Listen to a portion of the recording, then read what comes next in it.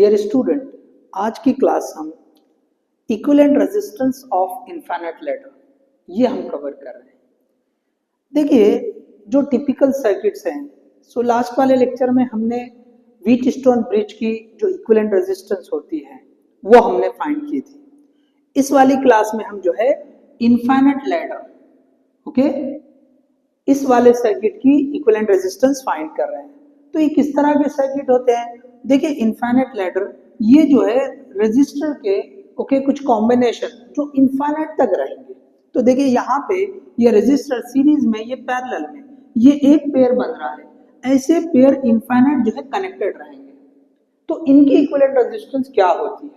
अब देखिए यहाँ पे जो प्रोसीजर या जो टेक्निक है वो ये है कि भाई इसमें इनफाइनाइट पेयर्स लगे हुए हैं, इनफाइनाइट। तो अगर हम एक पेयर हटा के चेक करें, मतलब ये एक पेयर हटा भी दे तो उसकी कॉम्बिनेशन में कोई फर्क नहीं पड़ेगा या उसकी इक्विवेलेंट रेजिस्टेंस में कोई फर्क नहीं पड़ेगा, क्योंकि इनफाइनाइट पेयर है। तो एक पेयर हटा के हम देखेंगे, ये जो 0.1 और ये 0.2, तो यहाँ पे अगर हम रेजिस्टेंस देखेंगे तो वो भी यहाँ से जितनी होगी उतनी ही आएगी, क्योंकि इनफाइनाइट में से एक पेयर कम करने से कोई फर्क नहीं पड़ता। तो हमने क्या किया, ये इतने वाले आगे की जो रेजिस्टेंस होती है वो RAB, वो हमने ये दो पॉइंट को यहाँ पे जोड़ दिया और ये पूरे स्ट्रक्चर की रेजिस्टेंस को हमने RAB लिख दिया। देखिए फिर से बता रहा हूं, ये जो हमने R और ये 2R, ये दोनों मिलके एक पेयर बन रहा है। ऐसे इनफाइनाइट पेयर लगे हुए हैं। अब इसकी जो रेजिस्टेंस है वो फाइंड करने के लिए हम क्या कर रहे हैं कि इनमें से एक पेयर हटाकर भी हम रेजिस्टेंस फाइंड करें या हमने चेक किया तो उतनी ही आने वाली है। क्यों? कि पेयर इनफाइनाइट है। अगर एक आध पेयर कम भी करे तो वो तो इनफाइनाइट ही रहने वाला है, उसमें कोई फर्क नहीं पड़ने वाला। इस हिसाब से हमने क्या किया कि इन दो पॉइंट के बीच की रेजिस्टेंस को हमने RAB मान लिया। अब हमने वर्कआउट किया तो ये 2R और ये RAB, ये दोनों एक दूसरे के पैरेलल ही आ गए। तो इनके पैरेलल कॉम्बिनेशन को हमने RP का नाम दे दिया। तो ये R और ये RP दोनों सीरीज में आ गए। तो ये A है और ये B है, तो RAB R प्लस RP हो गया। यहाँ पे हमने जो इंडिकेट किया हुआ है R प्लस RAB। तो ये जो है RAB is equal to R plus RP हो गया। ठीक है, तो ये वाली इक्वेशन। अब ये जो RP है, ये दोनों के पैरेलल कॉम्बिनेशन को हमने यहाँ पे वर्कआउट कर लिया, 2R into RAB divide by 2R plus RAB। Two resistance अगर पैरेलली कनेक्ट है तो आपको मैंने डायरेक्ट फॉर्मूला बताया कि ये यूज कर सकते हैं। ठीक है, चले अब हम ये इस इक्वेशन में ये जो RAB है इसमें ये RP की वैल्यू पुट करेंगे और सिंप्लीफाई करेंगे। अब देखिए, इसको आगे सिंप्लीफाई करने के लिए अगर हम ये रेजिस्टर्स की न्यूमेरिकली वैल्यू ले लें तो हमको आसानी रहेगी। तो हमने इस रेजिस्टर को 1 ओम, R की वैल्यू 1 मान लिया, तो ये 1 ओम हो जाएगी और ये 2 ओम हो जाएगी। तो अब हमने ये R और 2R की जगह 1 और 2 रख के सॉल्व किया, तो देखो ये R की जगह 1, ये 2R की जगह 2, 2R की जगह ये 2, इस तरह से आ गया। तो हम इसको सिंप्लीफाई करें, ये 2 प्लस RAB इसको इधर लेकर चले जाए तो यहाँ पे हमने वो इक्वेशन लिखा है, और राइट साइड में 2 plus RAB, 2 plus RAB plus 2 RAB, ये जैसा कि वैसा हमने लिखा है। अब ये RAB प्लस 2 RAB, ये 3 RAB हो गया, 2 एज इट इज आया, इसको वर्कआउट किया तो 2 RAB, RAB into RAB, RAB square हो गया। अब इस इक्वेशन को सिंप्लीफाई किया तो ये इक्वेशन एक क्वाड्रेटिक इक्वेशन बन गई। क्या आ गई है? Quadratic equation. अब क्वाड्रेटिक इक्वेशन का जो फॉर्मूला है वो हमने यहाँ यूज किया रूट फाइंड करने का। तो देखो ये A, ये यहाँ पे जो होता है ये B और ये C, तो B -1 हो रहा है, RAB ये वेरिएबल हो गया।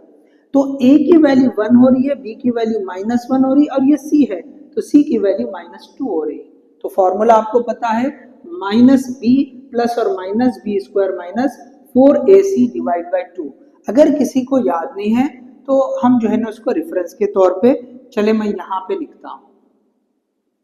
ओके, तो ये जो है -B प्लस और minus under root B square minus 4ac divide by 2a। इस इक्वेशन को हमने यूज किया, ये वाला जो फॉर्मूला है वो हमने यूज किया। ओके, और उसमें ये सारे वैल्यू रखा, सिंप्लीफाई किया, तो ये आ गया आपका 1 प्लस और माइनस 3 डिवाइड बाय 2। तो ये हो गया 1 प्लस 3 अगर लिया तो 4 डिवाइड बाय 2 2 ओम, 1 माइनस 3 लिया तो माइनस 2 बाय 2 माइनस 1 ओम।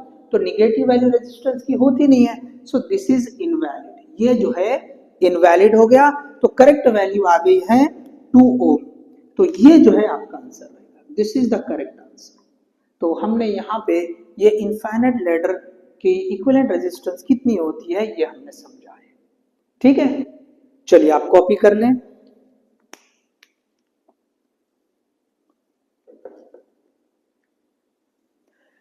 ओके, चलिए ये आपको मैं रब कर देता हूं। अब देखिए, एक हम जो है एक और सर्किट बनता है, तो वो आप खुद से ट्राई करें। मैं सर्किट यहां बनाता हूं। देखिए इस तरह का सर्किट बनेगा। हमने अभी पहले सीरीज में लगाया था, तो आप इस तरह ले सकते हैं, आप ये वर्कआउट कर ले और बाद में ये सीरीज। तो देखो ये एक पेयर हो गया। अब फिर से यहाँ पे ये आप ले ले सीरीज में, सॉरी पैरेलल में, फिर से ये सीरीज में। तो ये जो कॉम्बिनेशन है, अब ये सॉरी इसको आप जो है ये इंफिनिटी तक बताएं। This is going towards infinity. तो यहाँ पे आप ये सिंपली इसको 2r ले ले, इसको r ले ले, this is 2r and this is r, या जो भी वैल्यू रहेगी वो ले सकते हैं। तो ये वाला सर्किट आप खुद से ट्राई कर लें, this is homework for you. आप ये इसको खुद से ट्राई करें, जैसे हमने अभी एक क्वेश्चन पूरा सॉल्व किया एग्जैक्टली वैसा ही आप इसको जो है वर्कआउट कर सकते हैं। ओके, चलिए हम आगे बढ़ते हैं। देखिए टिपिकल सर्किट्स में और एक दो एग्जाम्पल बाकी हैं। ओके, इसके साथ में हम वो कंटिन्यू करते हैं। चलिए मैं ये रब करता हूं। ओके, आप कॉपी कर लें। चलिए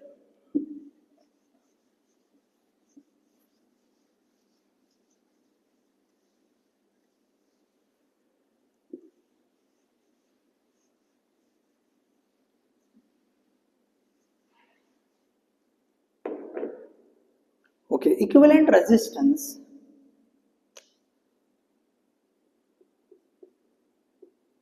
equivalent resistance using symmetry,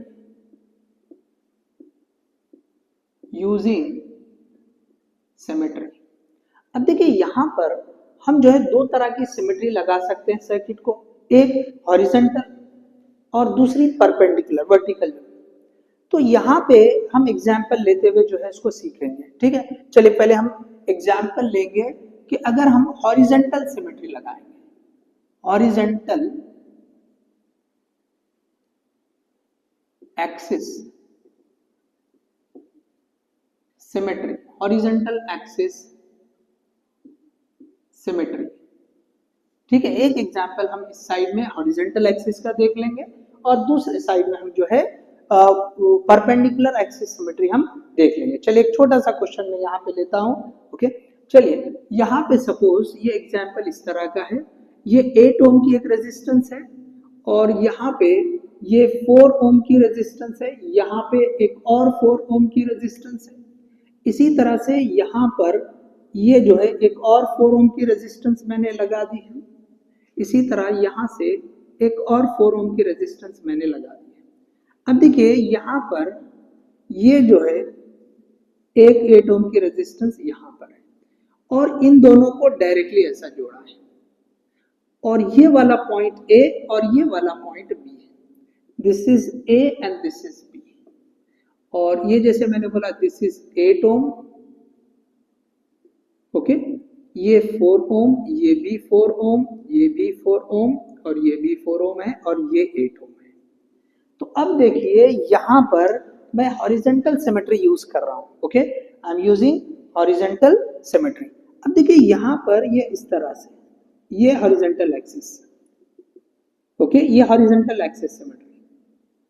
तो अगर ये एक्सिस के ऊपर और नीचे सर्किट अगर एग्जैक्टली सिमेट्रिकल आ रहा है, एग्जैक्टली सिमेट्रिकल, देख लीजिए आप इसके ऊपर ये जो स्ट्रक्चर है उसके नीचे वैसा ही आ रहा है, मिरर इमेज बन रही है। तो ये केस में हम क्या करते हैं कि ये जो पॉइंट है उसको रिलीज कर देते हैं, उसको फ्री कर देते हैं। तो इससे किस तरह की सर्किट बनेगी, तो अब आप देख लें कि भाई ये 8 ओम और उसके बाद ये जो 4 ओम है और उसके बाद ये 4 ओम जो है ये बन गया और इसको यहां से छोड़ दिया। इसी तरह यहां से ये जो है 4 ओम, यहां से भी 4 ओम और उसके बाद यहां से ये 8 ओम। अब इसको हमने जोड़ दिया, इसको हमने जोड़ दिया, इसको हमने जोड़ दिया। तो ये 8 ओम, ये 4 ओम, ये 4 ओम, ये 4 ओम, ये 4 ओम और ये 8 ओम। आप इसको A और इसको B मान लें, ठीक है। अब देख लीजिए ये जो सर्किट बन रहा है, ओके, अब इसको आप सिंप्लीफाई वे में ड्रॉ कर दें। तो ये पहले यहाँ पे जो है आप देखिए ये इस तरह की रेजिस्टेंस, ये 8 ओम और ये 4 और ये 4, ये दोनों मिलके भी 8 ओम हो जा रहे हैं, ठीक है। उसके बाद ये जो है ये भी आपको 8 ओम लगेगा, ओके। या आप इसको अलग अलग ऐसे ड्रॉ कर दे, ये 4 ओम और यहाँ पे ये और 4 ओम। इसी तरह से ये इसको भी देखें, ये 4 ओम उसके साथ सीरीज में ये 4 ओम, तो आपने ये भी ड्रॉ कर दिया इस तरह से। और फाइनली ये लास्ट में एक और ड्रॉ कर दिया। So this is we are having 8 ohm, ये यहाँ से A और यहाँ से ये B। तो इसको आप मान ले ये दिया हुआ 8 ओम, तो ये 4 ओम और 4 ओम, ये भी 4 ओम और ये भी 4 ओम और ये 8 ओम। तो इस तरह से अगर आप देखें तो ये 8 ओम के 4 रेजिस्टर्स हो गए, ये 8 ओम के ये यहाँ पे आपको 4 रेजिस्टर्स मिल गए। तो अगर इक्वल वैल्यू के रेजिस्टर्स पैरेलली अगर कनेक्ट होंगे तो हमने पढ़ा है कि उसको उसी काउंट से डिवाइड कर देंगे। तो यहाँ पे जो RAB आ जाएगी, RAB जो आ जाएगी वो हो जाएगा 8/2। RAB इज इक्वल टू, ये 4 के 4 पैरेलली है, तो R/N जो होता है, R की वैल्यू 8 और N की वैल्यू 1 2 3 4, तो आंसर आएगा 2 ओम, आंसर आएगा 2 ओम। देख लीजिए अगर हॉरिजॉन्टली सिमेट्री बनती है, ऊपर नीचे सेम सर्किट आएगा, तो जो एक्सिस को ये पॉइंट है ऊपर और नीचे अलग अलग कर देंगे। तो इस तरह से हम जो है हॉरिजॉन्टल सिमेट्री यूज करते हैं। चलिए आप कॉपी कर लें, हम जो है परपेंडिकुलर जो सिमेट्री होती है उसका एक एग्जांपल देखेंगे। चलिए आप कॉपी करें।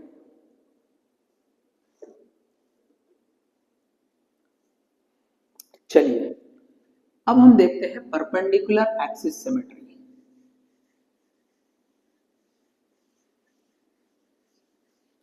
परपेंडिकुलर एक्सिस सिमेट्री,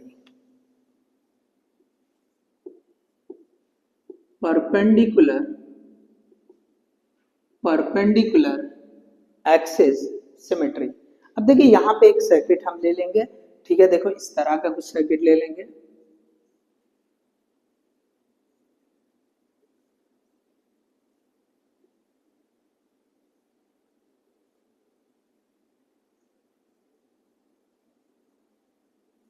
ये हमने इस तरह से कुछ सर्किट ले लिया और यहाँ पर भी वो इस तरह से कनेक्टेड है। चलिए आसानी के लिए हम सारे वैल्यू को ओके यहाँ R ले लें या जो भी वैल्यू ले लें, सेम वैल्यू मैं ले रहा हूँ, आसानी के लिए ले रहा हूँ, कैलकुलेशन आसान हो जाए। हम कंसेप्ट सीखने की कोशिश करेंगे, ओके, कि ये सारे वैल्यू सपोज सेम है, ठीक है। अब देखिए यहाँ पे परपेंडिकुलर एक्सिस जो सिमेट्री है वो हम लगा रहे हैं। तो यहाँ पे ये वाला A और B इस पे परपेंडिकुलर जिन पॉइंट के बीच में आपको रेजिस्टेंस चाहिए इक्विवेलेंट, आप उस पे परपेंडिकुलर जो है ये एक्सिस लगा रहे हैं। पिछले केस में हमने हॉरिजॉन्टल एक्सिस लिया था, यहाँ पे हम ये एक्सिस को मान रहे हैं। अब देखिए इसके लेफ्ट में और राइट में, लेफ्ट में और राइट में आपको एक जैसा सर्किट दिखेगा, आपको एक जैसा सर्किट दिखेगा। सो देख लीजिए आपको इधर वाला सर्किट और इधर वाला सर्किट एग्जैक्टली सेम है। तो यहाँ पे क्या करेंगे, जो एक्सिस पर रेजिस्टर्स आ रहे हैं उसको रिमूव कर देंगे, ओके। जो एक्सिस के ऊपर रेजिस्टर्स आ रहे हैं हम उनको रिमूव कर देंगे, okay. So here resistors resistors are removed, which are resistors are removed which are on the axis, on the axis। तो यहां पे देखिए ये जो दो रेजिस्टर्स है वो एक्सिस पे आ रहे हैं, हम इसको जो है सिंपल वाले सर्किट ड्रॉ कर देंगे, उसको रिमूव करके ड्रॉ कर देंगे। तो अब किस तरह का सर्किट बनेगा देख लीजिए, इसको रिमूव कर दिया, ये हमने बना दिया, ये दो रेजिस्टर्स पहले आ गए, उसके बाद ये दो रेजिस्टर्स और आ गए हैं, ओके, ये हमने रिमूव कर दिया, उसके बाद ये तीसरी ये बना दिया हमने, ये भी रेजिस्टर जो है ये भी आ गए। तो this is we are having A and this is we are having B, ये सारे सेम है, मैंने बता दिया आपको। तो आप देखें कि ये दोनों सीरीज में, ये दोनों सीरीज में, ये दोनों सीरीज में, मतलब यहां पे आपको ये थ्री रेजिस्टर्स जिनका वैल्यू 2R है वो जो है एक दूसरे के पैरेलली कनेक्ट हो गए। So this is we are having 2R, this is we are having 2R, this is also we are having 2R। अब देखिए यहां पर ये आप इधर A और B ये आप बता दें, ठीक है, ये A है और ये B है। तो 2R ये तीन रेजिस्टर एक दूसरे के पैरेलली है, फिर से R/N वाला फॉर्मूला आ जाएगा।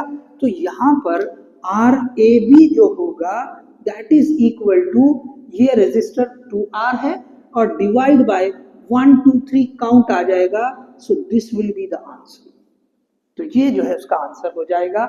यहाँ पे हमने कंसेप्टिवली समझ गए कि अगर हम परपेंडिकुलर एक्सिस सिमेट्री यूज करेंगे तो किस तरह से हम जो है इक्विवेलेंट रेजिस्टेंस को फाइंड कर सकते हैं। तो आज के लेक्चर में हमने जो है इनफाइनाइट लैडर की जो इक्विवेलेंट रेजिस्टेंस होती है वो किस तरह फाइंड करते हैं वो हमने देखा, और उसके बाद और टिपिकल सर्किट में हमने कि भाई जो हॉरिजॉन्टल एक्सिस सिमेट्री और परपेंडिकुलर एक्सिस सिमेट्री को यूज करके हम किस तरह से इक्विवेलेंट रेजिस्टेंस को फाइंड करते हैं वो हमने सीखा। तो आज की क्लास में इतना ही, ओके, थैंक यू।